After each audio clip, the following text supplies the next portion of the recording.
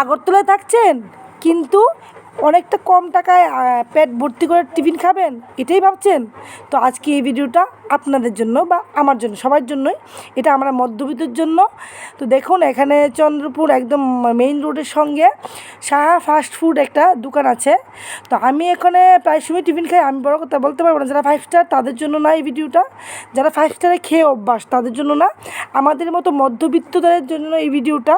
যারা একদম কম টাকার মধ্যে তোমরা পেট ভর্তি করে টিফিন খেতে চাও বা বিরিয়ানি মাংস খেতে চাও, তার জন্য এই ভিডিওটা। এটা কোনো প্রমোশন ভিডিও না, এটা আমার ভালো লেগেছে। আমি ভিডিওটা আমি খেয়েছি টিফিন, তাই আমি ভিডিওটা তোমাদের সাথে শেয়ার করছি। তোমরা যারা যারা এখনও এখানে গিয়ে টিফিন খাওনি, একবার শুধু আমার কথা শুনে একবার তোমরা খেয়ে দেখো। খুব খুব খুব ভালো হয়।